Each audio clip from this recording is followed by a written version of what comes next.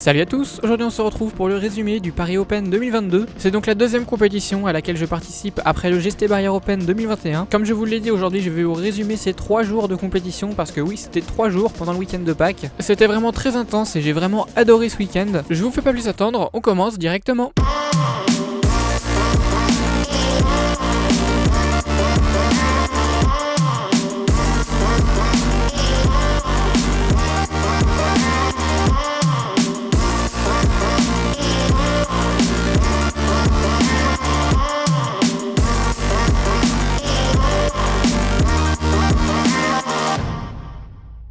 Nous voici à la veille de la compète et il est exactement 21h43.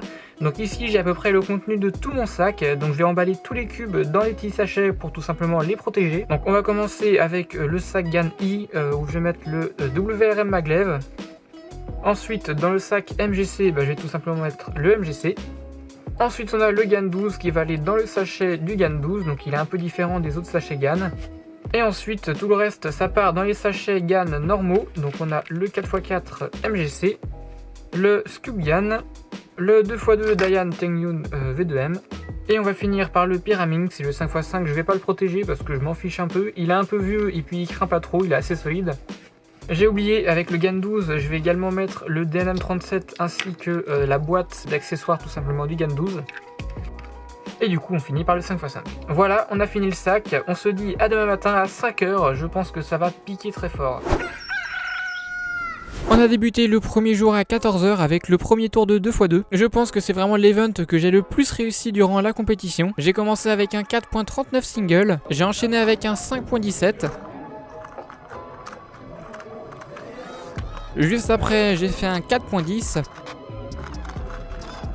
Ensuite on a un 3.65 qui devient mon nouveau record officiel. Et on finit le premier tour avec un 4.42, ce qui me fait un AO5 de 4.30.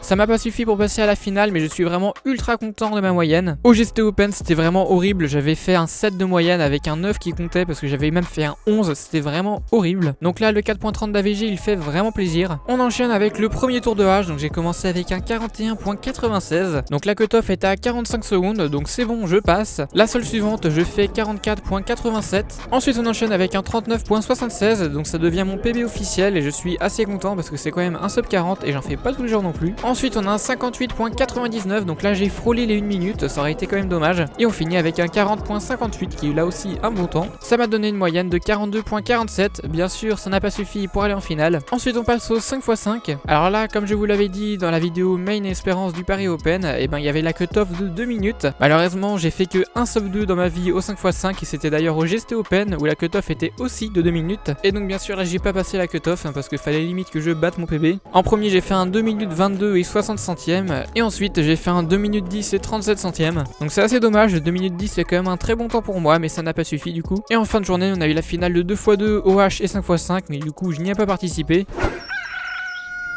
Le lendemain on enchaîne les gros events. On commence la journée avec le 4x4 et là c'est assez dommage parce que la cutoff est de 1 minute et j'ai fail à vraiment pas grand chose de passer la cutoff. J'ai commencé avec un fail où je me suis trompé tout simplement dans les centres, donc du coup mes F2L n'étaient pas bonnes et j'ai fait un 1 minute 28 et 70 centièmes, donc là vraiment rien de fou. Et du coup le deuxième temps je suis vraiment passé à rien de la cutoff. J'étais au niveau de la PLL, j'ai regardé le timer et j'ai vu qu'on était à 58 secondes, donc ma PLL c'était une PLL U et donc bien sûr avec le stress j'ai lock up et j'ai fait un 1 minute 00.21, donc déjà à 21 centièmes près ça passe pas la cutoff. Et en plus de ça j'ai fait un plus 2, donc ça me fait un 1 minute 02 et 21 centièmes. Donc bon c'est dommage mais la cutoff était un petit peu violente, j'en fais pas non plus très souvent des sub 1 donc c'était vraiment assez chaud. Le 1 minute 02.21 devient quand même mon nouveau record officiel. Alors ensuite on enchaîne avec la moyenne catastrophique au 3x3 que j'ai faite. J'avais les doigts un peu froids et en plus de ça j'ai vraiment stressé, du coup j'ai complètement lock up dans tous les sens, c'était n'importe quoi. On a commencé avec un 21.91 catastrophique, j'enchaîne avec un 21.42 encore une fois un 21, donc là ça va être très compliqué de récupérer. Ensuite j'enchaîne avec mon meilleur temps de la O5, préparez-vous c'est un 17.54, donc là c'est vraiment horrible.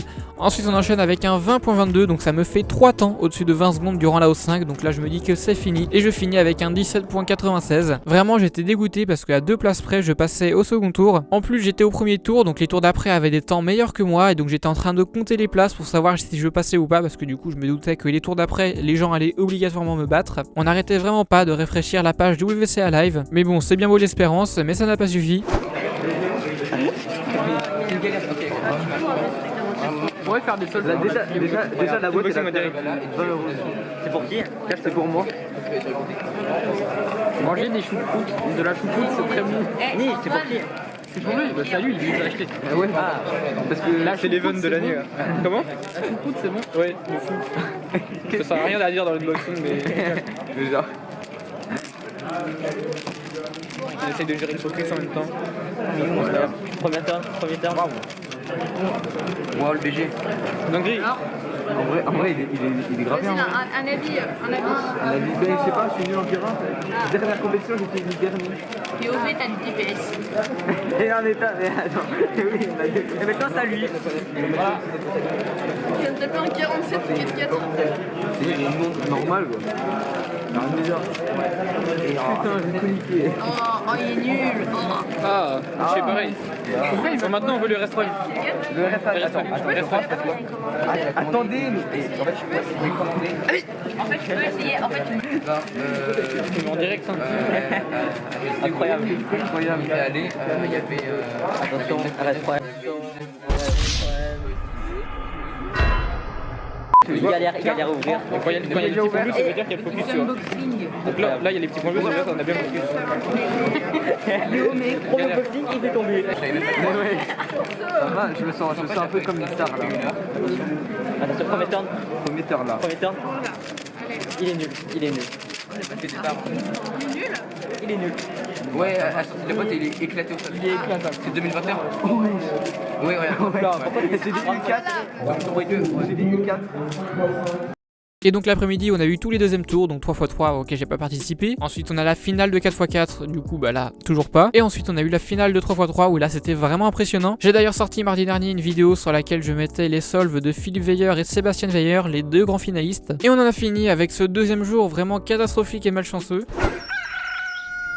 Et on finit du coup avec le troisième jour où là c'est un petit peu plus chill. On a commencé à 10 h avec le Scube. Franchement le Scube je suis plutôt fier de moi malgré que la O5 est littéralement horrible. Pour le si peu que je fais au Scube, et ben c'est franchement pas si mal. Surtout que j'utilise la méthode débutante. En premier j'ai fait un 12.64. J'ai enchaîné avec le pire temps de la O5, un 14.79. Ensuite j'ai fait un 11.78. Juste après j'ai fait un 9.30, un sub 10, ça fait plaisir. Et ensuite le meilleur temps de la O5, un 8.96, donc c'est carrément un sub 9. Là j'étais vraiment content. Ça me fait donc une AO5 à 11.24, ce qui est totalement correct pour mon niveau. Ensuite on a eu l'épreuve de multi-blind. Pendant les 2 premiers jours on s'était vanné sur qui allait être juge multi-blind parce que c'est vraiment assez chiant, on va pas se mentir. On reste pendant 1 heure devant un gars qui mémorise ses cubes et ensuite qui les résout sans faire un seul bruit. On n'avait même pas le droit d'apporter un cube parce que du coup ça fait du bruit. Les multi-blinders sont allés s'installer dans les salles à part pour tout simplement éviter d'être dérangés. Mais quelques minutes après, Abdelkadour est revenu pour demander s'il y a des gens qui se portaient volontaires pour être juge parce qu'il n'y en avait pas assez. Donc bien sûr on voulait pas y aller, mais il nous a bien vendu la chose en nous disant que oui, il pouvait en avoir certains qui n'avaient que 5 cubes à mémoriser, donc c'était assez rapide. Donc au final j'ai accepté et je suis tombé sur un gars qui a mémorisé tout simplement 17 cubes.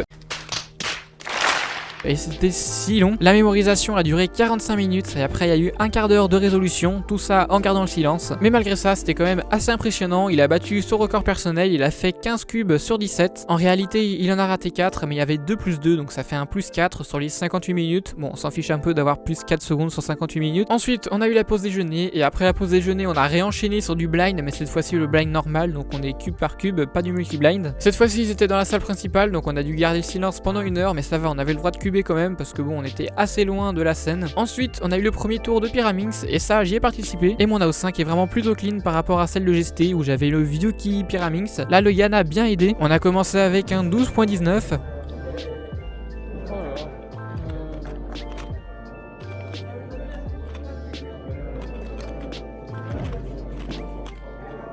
Ensuite avec un sub 10, 9.92.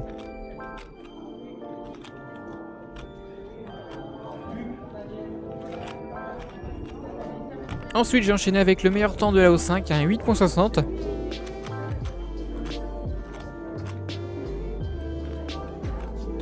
Et juste après j'ai fait le pire temps avec un 12.20.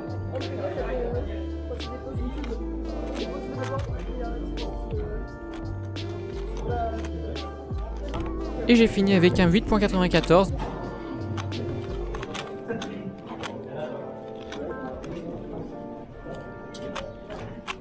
Donc ça me fait une moyenne de 10.35, je suis assez content. C'est dommage, c'est pas sub 10, mais j'y étais presque. Ensuite, il y a eu le tour de Swar One, mais ça, j'y ai pas participé parce que ça fait 2 ans que j'ai un Swar One, mais je sais toujours pas le résoudre. Et après, on a eu toutes les finales de tous les events de la journée et la compète a touché à sa fin. Donc voilà, c'était vraiment très intense comme compétition, j'ai vraiment adoré. La prochaine à laquelle je participe, c'est le Kharkiv Open le 14 et 15 mai 2022. Donc s'il y en a qui y vont, et ben on pourra se voir. En tout cas, j'espère que cette vidéo vous aura donné envie de participer à des compétitions pour ceux qui n'en ont jamais fait. Et j'espère aussi que la vidéo vous a plu. Si c'est le cas, comme d'habitude, n'oubliez pas de mettre un like, un commentaire si vous avez quelque chose à me dire. Et puis si c'est pas encore fait, de vous abonner. Allez, salut!